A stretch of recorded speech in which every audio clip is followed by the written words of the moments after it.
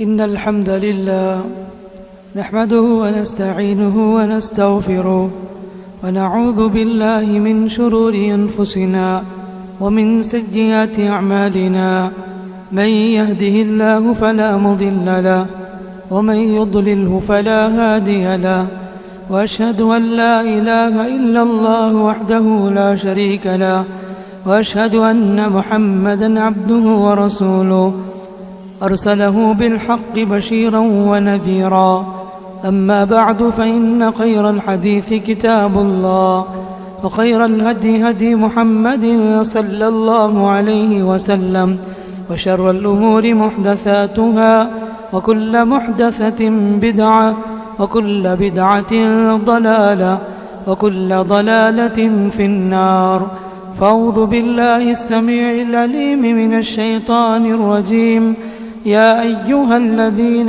آمنوا اتقوا الله حق تقاته ولا تموتن إلا وأنتم مسلمون بسم الله الرحمن الرحيم يا أيها الناس اتقوا ربكم الذي خلقكم من نفس واحدة وخلق منها زوجها وبث منهما رجالا كثيرا ونساء واتقوا الله الذي تساءلون به والأرحام إن الله كان عليكم رقيبا يا أيها الذين آمنوا اتقوا الله وقولوا قولا سديدا يصلح لكم أعمالكم ويغفر لكم ذنوبكم ومن يطع الله ورسوله فقد فاز فوزا عظيما وقال تعالى وأنكحوا الأيام منكم والصالحين من عبادكم وإمائكم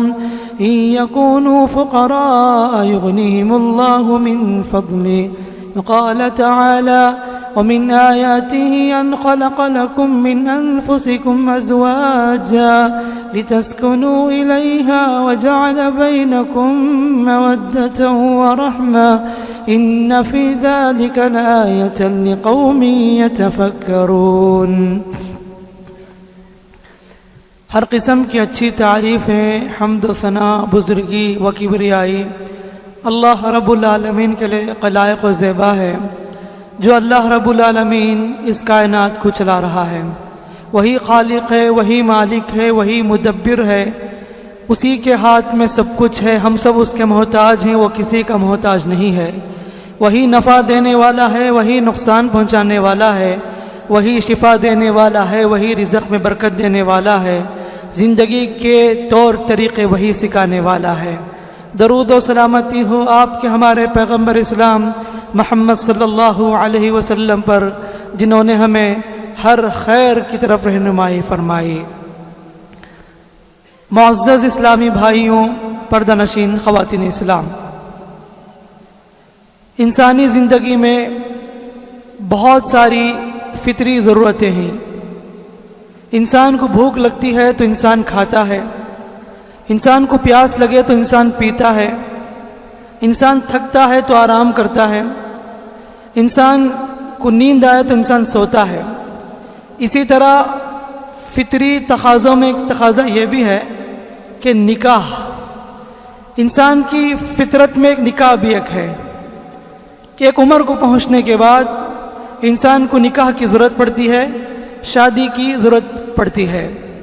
دیگر مذاہب کے نزدیک نکاح ایک کلچر ہے، لیکن شریعت کے نزدیک نکاح ایک عبادت ہے، اور نکاح کرنے سے آدمی کا ایمان مکمل ہو جاتا ہے، اور یہ سنت رسول صلی اللہ علیہ وسلم بھی ہے.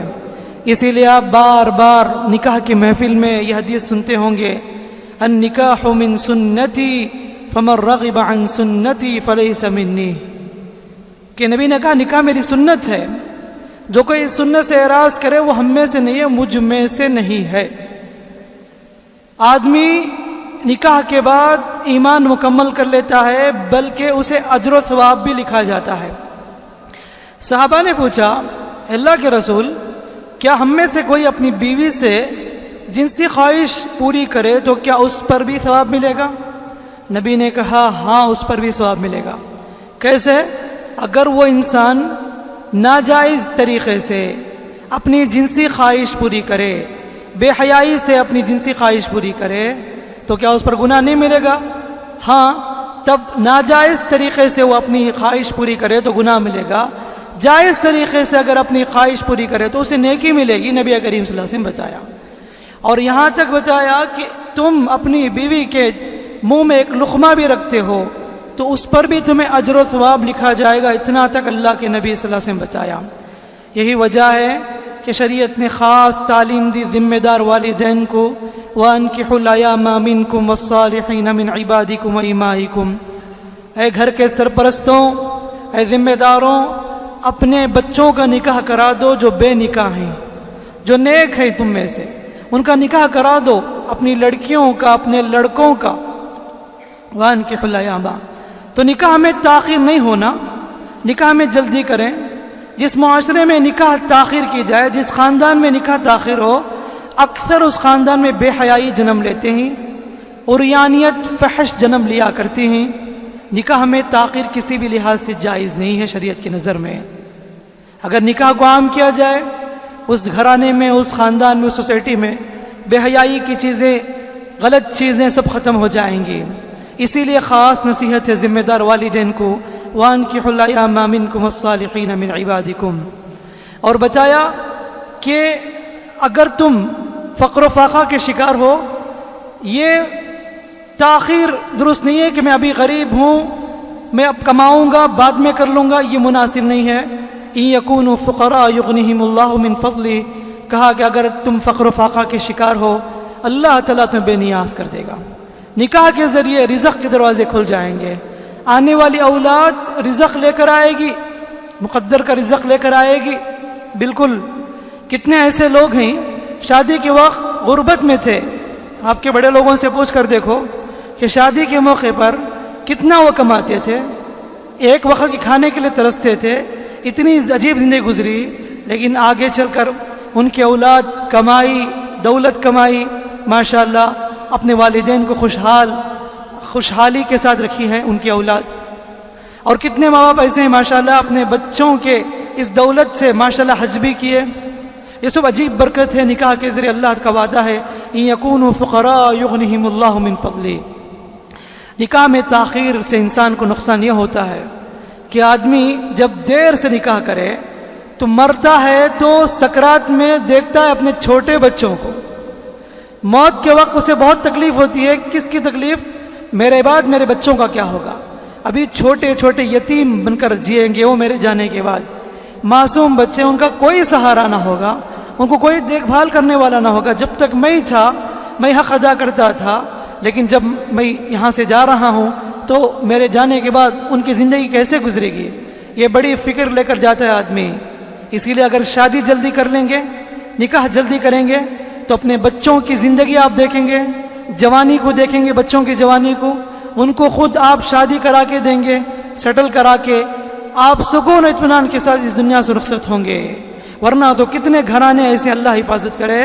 آج کی تو جانا عمر کی کوئی گارنٹی نہیں ہے، 40 کراس نہیں ہوتے خبر کے حوالے ہو جاتے، 45 کراس نہیں ہوتی۔ دیکھو پرانی جنریشن چل رہی ہے، اب کی جو 90 کڈس ہے شاید بہت مشکل سے 50-60 کراس کرے ہوں گے، لیکن رپورٹ ایسے بتاتے ہیں، اللہ تعالیٰ کو معلوم ہے کس کو کتنا عمر دینا، اس میں کوئی شک نہیں ہے۔ لیکن جو جائزہ رپورٹ ہمیں نظر آتا ہے قیامت کے قریب، نبی نے کہا کہ یہ میری امت کی عمر 60 اور 70 سال کے درمیان ہے۔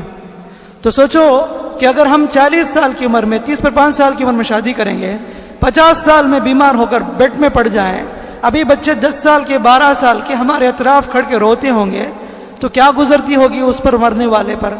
تو اسی لیے ضروری ہے کہ نکاح میں جلدی کی جائے تاکہ اس دنیا سے جاتے ہوئے سکون سے جاؤ، اطمینان سے جاؤ۔ تو ایک نصیحت ہے ذمہ دار والدین کے لیے کہ نکاح میں تاخیر نہ کریں۔ اور کچھ ایسے بھی ہیں نوجوان، ہم نکاح بعد میں کر لیں گے، ارے ابھی کمانا ہے، ابھی ڈگری کرنی ہے، ابھی وہ پڑھائی پڑھنی ہے، میں یہ کرنا ہے، وہ کرنا ہے، اتنی سیلری میری ملنی ہے، خاص گھر بنانا ہے، گاڑی خریدنی ہے، مجھے بینک بیلنس جمع کرنا ہے، اس کے بعد میں نکاح کر لوں گا جب میری عمر 30-5 سال کراس ہو جائے۔ یہ تو بڑھاپے کی عمر ہے، 30 سال بھی گزر جائے تو بڑھاپے کی دہلیز پہ آدمی ختم رکھتا گویا کہ آج کے اس دور میں ہم کہہ سکتے ہیں. تو یہ سب بہانے جناب بیکار کے بہانے ہیں. ابھی میرے خاندان کی فلاں کزن کو شادی نہیں ہوئی، میں کیسے جلدی کر لوں؟ ابھی میرے ماموں کے بیٹے کی شادی نہیں ہوئی، میں کیسے جلدی کر لوں؟ ابھی پھپھو کے بیٹے کی بیٹیوں کی شادی نہیں ہوئی، اگر میں کر لوں گا تو کیا بولیں گے پھپھو ہمارے خالہ کیا بولیں گے؟ یہ سب بیکار کے بہانے شیطان نے ہمارے ذہنوں میں ڈال دیا ہے. اسی لیے جب بھی ایسے نیک رشتہ ہے جلدی قبول کرو، اللہ کے لیے تاخیر نہ کرو. تو ایک تو نصیحت ہے والدین کے لیے کہ سوچیں، غور کریں اس حدیث پر، قرآن کی آیت پر کہ اللہ کیا حکم دیتا ہے. سچی معنی میں فیوچر کی فکر نہ کرو، اللہ کی خاص رحمت برکت نازل ہوگی. اور دوسری بات، یہ رشتے زوجیت میاں بیوی کا رشتہ بڑا ہی تقدس کا رشتہ ہے، محترم رشتہ ہے. زمین پر اگر کوئی پہلا رشتہ ہے تو یہ میاں بیوی کا رشتہ، بھائی بہنوں کا رشتہ نہیں، اولاد والدین کا رشتہ نہیں. اگر رشتہ ہے تو یہ میاں بیوی کا رشتہ ہے. آدم اور حوا علیہ السلام کی شکل میں اس دنیا میں اللہ نے بھیجا، دونوں ہسبینڈ اینڈ وائف بن کر زندگی بسر کیے. ان سے بہت سے اولادیں پہلی اور پھیل رہی ہیں، پھیلتی رہے گی. میاں بیوی کا رشتہ ایک درخت کی طرح ہے. اگر درخت کے جڑ مضبوط ہوں تو اس سے نکلنے والی شاخیں بھی بہت ہی صاف ہوں گے، شفاف ہوں گے، اور پھل بھی ماشاءاللہ بہت مزیدار ہوں گے. اگر درخت کے جڑ ہی خراب ہو جائے تو نکلنے والے شاخیں بھی خراب ہوں گے اور اس کا پھل بھی بدمزہ ہوگا. ویسے ہی میاں بیوی کا رشتہ بھی سمجھو کہ رشتے زوجیت میں اگر دینداری کا لحاظ نہ رکھا جائے، میاں بیوی نیک نہ ہو تو یاد رکھو کہ ان کے آنے والی اولاد بھی نیک نہ ہوگی. کیونکہ جب بڑوں کی ہی تربیت نہیں ہوگی تو بچوں کی کہاں سے تربیت ہوگی؟ کہاں سے بچے دیندار بنیں گے؟ گھر کا ماحول ہی بگڑا ہوا ہو تو ضرور بچوں پر بھی اثرات مرتب ہوں گے. یہی وجہ ہے کہ نکاح کے معاملے میں خاص نصیحت بتائی اللہ کے نبی صلی اللہ علیہ وسلم نے، اذا اتاکم من ترضون دینہ وخلقہ فزوجوہ.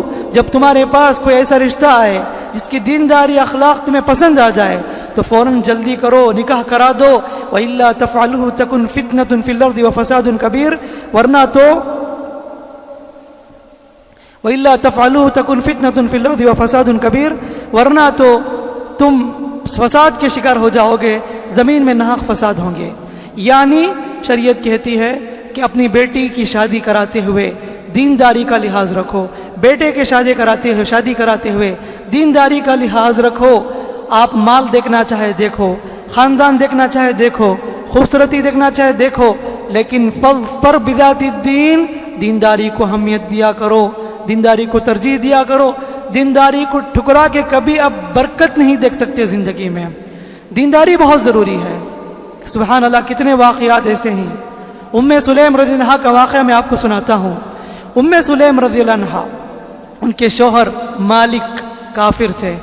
آیت نازل ہوئی شروع میں کہ جن کی شادیاں ہو چکی کافر مردوں سے، ابھی آیت نہ اس سے شروع کی بات ہے. یہ جب شادی ہو چکی تو حکم دیا گیا کہ کسی لڑکے کے لیے اجازت نہیں ہے کہ وہ کافر عورت کے ساتھ رشتے زوجیت میں رہے. کسی لڑکی کے لیے اجازت نہیں ہے کافر مرد کے ساتھ زندگی بسر کرے، الگ ہو جائے. نکاح میں ضروری ہے، ایمان ضروری ہے، اسلام ضروری ہے. جب آیت نازل ہوئی تو صحابہ کے لیے بہت بڑا چیلنج ہو گیا، لیکن ماشاءاللہ دین کے لیے انہوں نے قربانیاں پیش کی. ام سلیم رضی اللہ عنہا کے بارے میں آتا ہے، یہ کون؟ حضرت انس کی ماں. ان کے شوہر مالک کافر تھے، تو ان کے شوہر نے اپنی بیوی سے کہا، ام سلیم تم مسلمان ہو چکی ہو، تمہیں تو اسلام چھوڑنا پڑے گا، اور اپنے بچے کو بھی تم اسلام کی دعوت دے رہی ہو، بچے کو بھی تم بگاڑ رہی ہو. یہ انہوں نے اپنی بیوی کو سمجھانے لگے. تو ان کی بیوی نے کہا کہ اے مالک، میرے لیے اسلام ضروری ہے، اگر تمہیں میرے ساتھ رہنا ہے تو اسلام قبول کرنا پڑے گا، ورنہ تو میں تمہاری ساتھ جدائی چاہتی ہوں. یہ کہتے ہوئے اپنے بچے کو لے کر ام سلیم الگ ہو جاتی ہیں. کتنی بڑی قربانی، کوئی معمولی بات نہیں، اتنا بڑا ڈیسیشن دین کے لیے، ایمان کے لیے. حکم ہوا اللہ تعالیٰ کا نکاح کے معاملے میں دینداری کو اہمیت دو، تو ام سلیم رضی اللہ عنہا نے ایمان کو اہمیت دیا اور اپنے شوہر کو سے الگ ہو گئے. یہاں تک کہ ابو طلحہ رضی اللہ عنہ بہت مالدار بڑے گھرانے کے مرد تھے. ابو طلحہ مدینے کے، انہوں نے نکاح کا پیغام بھیجا ام سلیم رضی اللہ عنہا کو. تو ام سلیم رضی اللہ عنہا نے کہا، مثلک لا یرد اے ابا طلحہ، اے ابو طلحہ تم جیسے کہ رشتے ہم ٹکرا نہیں سکتے، لیکن مسئلہ یہ ہے کہ تم کافر ہو میں مسلمان ہوں، کیسے نکاح جائز ہے، کیسے جن شادی ہو سکتی ہے؟ تو کہا کہ اگر میں اسلام لاؤں تو کہا کہ اگر تم اسلام قبول کرتے ہو تو میں ضرور تم سے نکاح کر لوں گی، اور نہ صرف نکاح کروں گی بلکہ تم جو اسلام قبول کرتے ہو اسی کو میں مہر مانوں گی، اسی کو میں مہر مانوں گی، اور اس پر گواہ لے کر آؤ، اللہ کے رسول صلی اللہ علیہ وسلم گواہ بناؤ۔ ابو طلحہ جاتے ہیں نبی کے پاس، نبی دور سے دیکھ کر کہا صحابہ سے، ابو طلحہ آ رہے ہیں جن کے پیشانی میں ایمان کی روشنی ہے۔ ابو طلحہ آئے اور بتایا کہ میں ام سلیم سے نکاح کرنا چاہتا ہوں، میں مسلمان ہو چکا، اللہ کے رسول آپ گواہ رہیے کہ میرا اسلام لینا ہی مہر ہے۔ سبحان اللہ، یہ دینداری کو اہمیت دینے کی وجہ سے ام سلیم رضی اللہ عنہا سے آگے چل کر اولاد ہوئی، ایک بچے بھی ماشاءاللہ عالم بنے، مدینے کے بڑے بڑے امام بنے، مدینے کے بڑے بڑے علماء میں ان کا شمار کیا گیا۔ یہ ہے دینداری کو اہمیت دینے کی برکت۔ دینداری کو اہمیت دیا کریں نکاح کے معاملے میں، ورنہ افسوس کرو گے، شرمندگی اٹھانی پڑے گی۔ نبی نے کہا فَاظْفَرْ بِذَاتِ دِينٍ تَرِبَتْ يَدَاكَ، تم ندامت شرمندگی محسوس کرو گے اگر تم دینداری کو اہمیت نہ دو گے۔ آج افسوس ہوتا ہے، پیسہ پیسہ پیسہ، داماد ڈھونڈتے ہیں، کیسے داماد کو؟ جس کے پاس پیسے زیادہ ہو، بینک بیلنس زیادہ ہو، پراپرٹی زیادہ ہو، بڑے بڑے بنگلے ہوں، گاڑی ہو۔ 70,000 سیلری کماتا ہے تو بولو میں اپنی بیٹی کو دینے کے لیے تیار ہوں، 50,000 سیلری ہے تو بولو میں بیٹی کو، اس کی دینداری کچھ بھی ہو جائے مجھے کوئی فکر نہیں ہے، وہ بے نمازی رہے، بدعتی رہے، خرافی رہے، بد اخلاق رہے، درگاہ پارٹی رہے، درگاہ پرست رہے، پیر پرست رہے، جو بھی بلا بدتر کی چیزیں جو ہم اپنی زبان میں کہتے ہیں اس کے اندر اتنی خرابیاں موجود کیوں نہ ہو، لیکن پیسہ کمائے تو بس میری بیٹی کو میں دینے کے لیے تیار ہوں، ایسا جناب بولنے والے بھی آج معاشرے میں افسوس ہے۔ اپنی بیٹی کو دے کر پچھتا رہے ہیں بعد میں، ہم نے کیسے لڑکے کو دے دیا حوالے کر کے۔ وہ بڑا درگاہ پرست نکلا، بے حیا انسان نکلا، بے نمازی گنہگار نکلا۔ یاد رکھنا کتنی بچیاں ایسے ہیں، ایسے گھرانوں میں خون کے آنسو رہ رہے ہیں، ایک سیکنڈ بھی ان کے لیے عذاب بن چکا ہے۔ ایسوں کے ساتھ شادی کر کے دیکھے والدین بعد میں پچھتاتے ہیں۔ پیسہ دیکھ کر شادی کرنے سے کچھ بھی حاصل ہونے والا نہیں، خوبصورت ہی دیکھنا ہے صرف، کچھ بھی فائدہ نہیں ہے۔ اصل دیکھنا ہے تو دینداری کو دیکھا کرے۔ لڑکی کے معاملے میں بہو کو لاتے ہیں گھر کو، اچھی طرح تحقیق کر لو، آج کے اس دور میں تو بہت ضروری ہے، اچھی طرح دیکھ لو کہ لڑکی کس کیریکٹر کی ہے، خوب تحقیق کرو، بعد میں شادی کے بعد افسوس کر کچھ بھی فائدہ نہیں ہے۔ تو اسی لیے نبی نے کہا کہ نکاح کے معاملے میں دینداری کو اہمیت دیا کرو، تو تبھی چل کر زندگی میں برکت ہوگی، سکون ہوگی، اور یہی زندگی میں آنکھوں کی ٹھنڈک بنے گی یہ بیوی۔ اسی لیے ایک آیت بتائی، ربنا، دعا بھی اللہ نے بتایا، ربنا هب لنا من ازواجنا وذرياتنا قرة اعين واجعلنا للمتقين اماما، اے ہمارے رب ہماری بیوی اور اولاد کو ہمارے لیے آنکھوں کا ٹھنڈک بنا، وجعلنا للمتقين اماما، اور ہمیں متقین کا امام بنا۔ بیوی اس وقت تک آنکھوں کی ٹھنڈک نہیں بن سکتی، سکون کا ذریعہ بن نہیں سکتی جب تک کہ اس کے اندر تقوی نہ ہو، دیندار نہ ہو۔ اولاد اس وقت تک سکون کا ذریعہ بن نہیں سکتے جب تک کہ ان کے اندر دینداری نہ ہو۔ بے دین اولاد، بے دین بیوی کبھی سکون نہیں پہنچا سکتی آپ کو، دن بدن ٹینشنوں میں گزرے گی زندگی، گھرانہ جھگڑے کا گھرانہ بن جائے گا، جنت جیسی مثال آپ کو نظر نہیں آ سکتی۔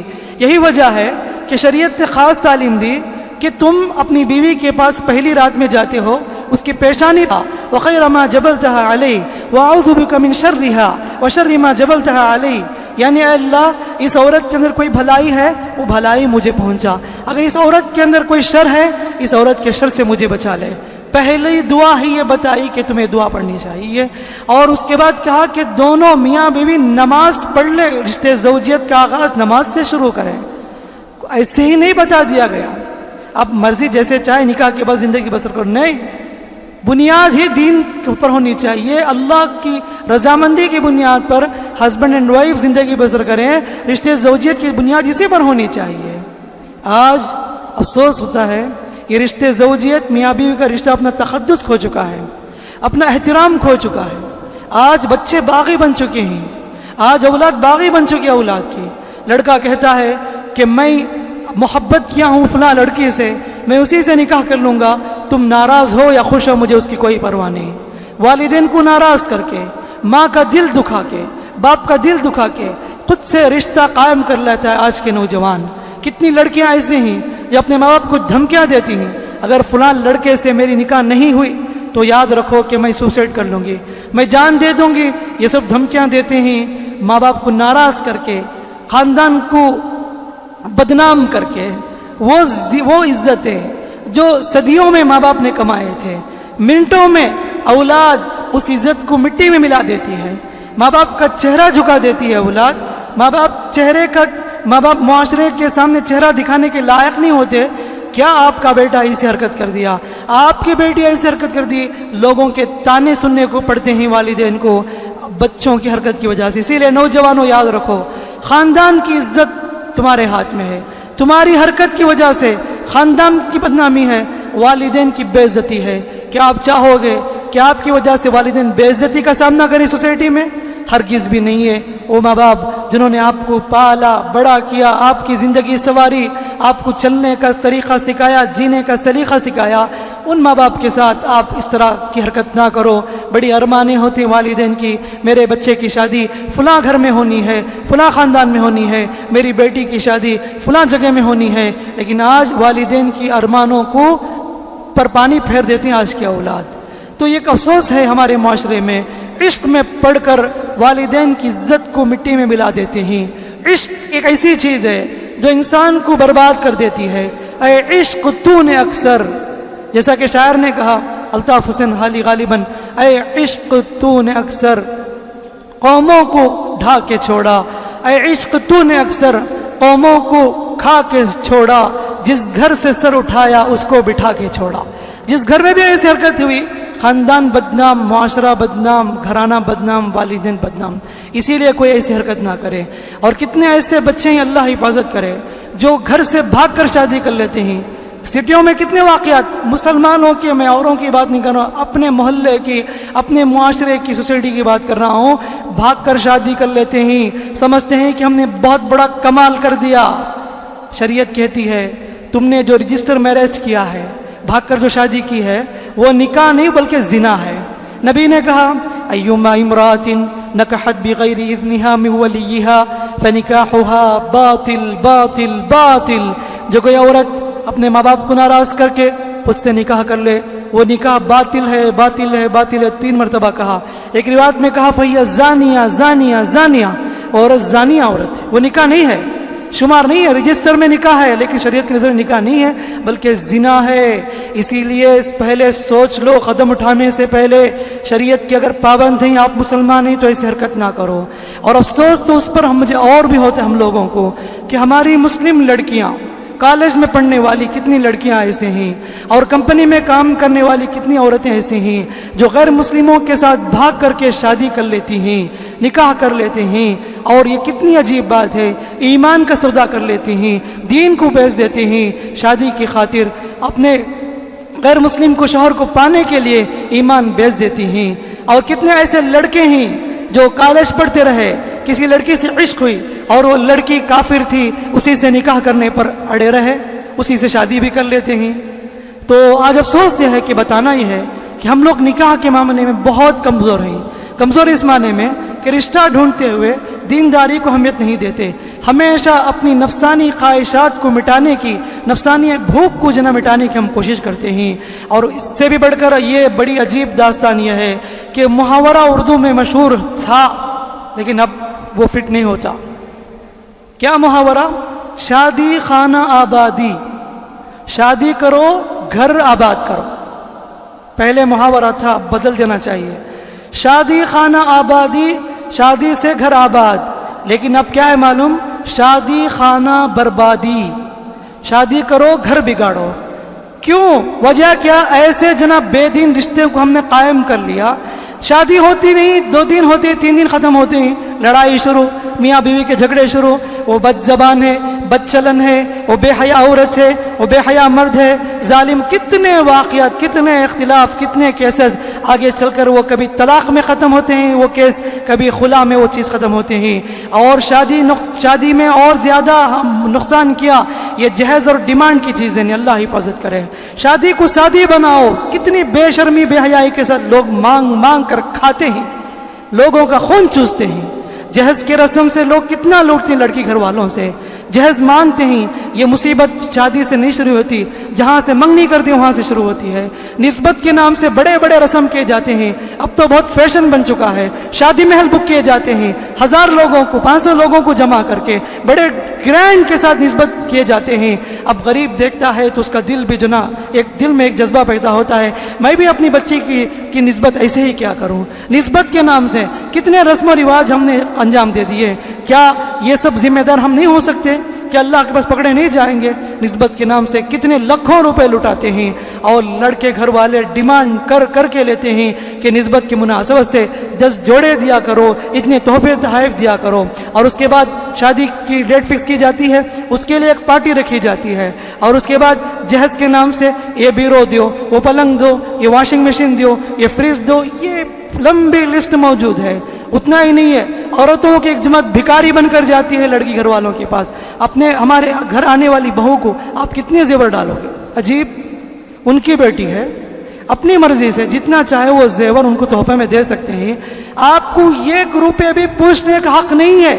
اگر آپ پوچھتے ہیں تو بھکاری اس سے بہتر ہے کہ مسجد کے باہر گیٹ میں پلیٹ رکھ کر کھڑے ہو جاؤ، سب چندہ دیں گے، وہ چندے سے اپنے بیٹے کی شادی کرو. بے شرمی کی حد ہو گئی، بے حیائی کی حد ہو گئی.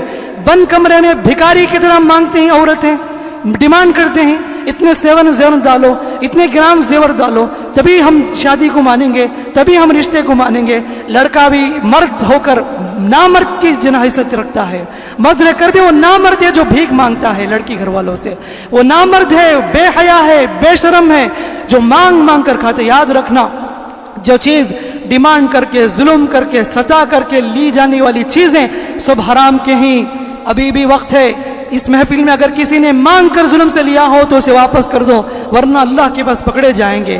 کل قیامت کے دن لڑکی کا باپ ہوگا، لڑکی ہوگی، گریبان پکڑیں گے آپ کے. کتنے ظلم ڈھاتے ہو. وہی مہر کوئی پوچھ کر نہ دیکھے، مہر یہ اپنی مرضی سے فکس کریں گے، حالانکہ مہر تو لڑکی کا حق ہے. وہ ڈیمانڈ کرے مجھے اتنا مہر چاہیے. آج تو وہ بھی ہم دبا دیے ظلم، وہ بھی ہم اس کو اچھل دیے، بس اپنی منمانی سے مہر فکس کر لیے. عرب کا کلچر سبحان اللہ آج بھی دیکھو کہ عورت جناب فکس کرتی ہے مجھے اتنا مہر چاہیے، منیمم 5 لاکھ روپے 6 لاکھ روپے ڈیمانڈ کرو، تب چلتا معلوم ہوتا کہ شادی کیا حقیقت ہوتی ہے، لڑکی کی کیا اہمیت ہوتی ہے. ٹیشو پیپر کی طرح نہیں ہے لڑکی کہ آپ جو نکاح کر لے اسے چھوڑ دے، اسے پھینک دے، ایسا نہیں ہے. قدر کرو. یہ رشتے زوجیت کوئی کھیل نہیں ہے، یہ ایک عبادت ہے. اس کی تقدس کا پامال مت کرو. میں سارے ذمہ دار والدین سے گزارش کرتا ہوں، اپنے بیٹوں کی شادی سمپل کراؤ، سادگی سے کراؤ. یہ جہیز اور یہ ڈیمانڈ کرنا، زیورات مانگنا، پراپرٹی مانگنا، بینک بیلنس مانگنا، زمین جائیداد ہڑپ کرنا، منہ مارنا، یہ کسی بھی لحاظ سے مناسب نہیں ہے. اللہ کے لیے اس چیز کو روک دو، ختم کرو. اگر گھر کے بڑے کریں گے تو انشاءاللہ آپ کے بچوں کے اندر بھی صفت پیدا ہوگی، ورنہ تو آپ قبر میں چلے جائیں گے. یہ بدعت، یہ خرافات جیسی چیزیں آپ کے جانے کے بعد بھی باقی رہے گی. اور نوجوانوں سے میں کہوں گا کہ وہ اس معاملے میں اپنے والدین سے لڑنا چاہے تو لڑیں کہ میری شادی ہوگی تو سمپل ہوگی. یہ مانگنے کی، یہ بھکاریوں کی طرح ہماری عادت نہیں ہونی چاہیے. ہمارے گھرانے میں میں اپنے پیر میں کھڑے ہو کر میں اپنے پیسوں سے اپنی بیوی کے لیے جو چیزیں میں لے کر دوں گا، میں مرد ہوں، میں دینے کے لائق ہوں. یہ نوجوان کھڑے ہو جائے تب انشاءاللہ لڑکیوں کی شادی انشاءاللہ آسان ہوگی. ورنہ افسوس ہوتا ہے 30 سال گزر جاتی ہے، 35 سال گزر جاتی ہے بیچاری کہ کنواری لڑکیاں بیٹی گھر میں بیٹھی ہیں لیکن رشتے نہیں آتے، کیونکہ ہم نے ڈیمانڈ ایسے رکھے ہیں، شادی کو اتنی مشکل بنائی ہے. تو لہٰذا نکاح کے تعلق سے، شادی کے تعلق سے کچھ 2-3 باتیں آپ کے سامنے رکھنا چاہا. ہم امید کرتے ہیں کہ اللہ رب العالمین مجھے اور آپ کو کئی باتوں پر، سنی باتوں پر عمل کی توفیق عطا فرمائے. اللہ سے دعا ہے اللہ تعالیٰ معاشرے میں جو بے حیائی ہے، بد اخلاقی ہے، اللہ تعالیٰ ان کو ختم فرمائے. اللہ رب العالمین جہاں بھی اختلافات ہیں، لڑائی جھگڑے ہیں، اللہ ان کو ختم فرمائے. سکون اطمینان کی زندگی اللہ رب العالمین عطا فرمائے. جہاں پر اختلافات ہیں اللہ تعالیٰ وہاں پر الفت و محبت پیدا فرمائے. آمین. بارک اللہ لنا ولکم فی القرآن الحکیم ونفعنا وإیاکم بالآیات والذکر الحکیم. انہ تعالی جواد کریم ملک رحیم حلیم.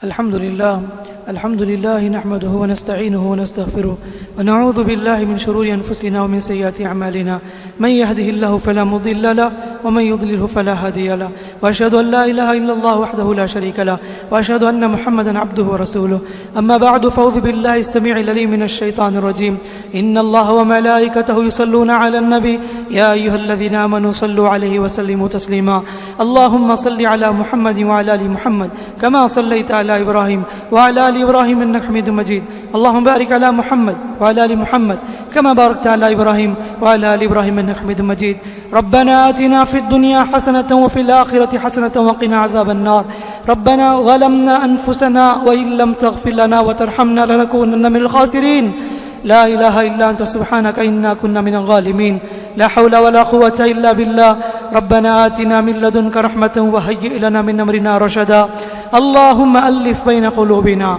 وأصلح ذات بيننا واهدنا سبل السلام اللهم إنا نسألك الهدى والتقى والعفاف والغنى اللهم اسقنا غيثا مغيثا مريئا مريئا نافعا غير ضار عاجل غير آجل اللهم أغثنا اللهم أغثنا اللهم أغثنا اللهم أغثنا اللهم اسق عبادك وبهائمك وانشر رحمتك واحيي بلدك الميت برحمتك يا رب العالمين اللهم إنا نرجو رحمتك ونخشى عذابك إن عذابك الجد بالكفار ملحق يا رب العالمين اللهم اغفر لنا ولوالدينا اللهم اغفر لنا ولوالدينا ولآبائنا وأمهاتنا وأزواجنا وأساتذتنا وأصدقائنا وإخواننا وأخواتنا وأصدقائنا وجميع المسلمين والمسلمات يا رب العالمين اللهم اغفر للمؤمنين والمؤمنات والمسلمين والمسلمات الأحياء منهم والأموات ربنا تقبل منا إنك أنت السميع العليم وتب علينا إنك أنت التواب الرحيم سبحان ربك رب العزة عما يصفون وسلام على المرسلين والحمد لله رب العالمين.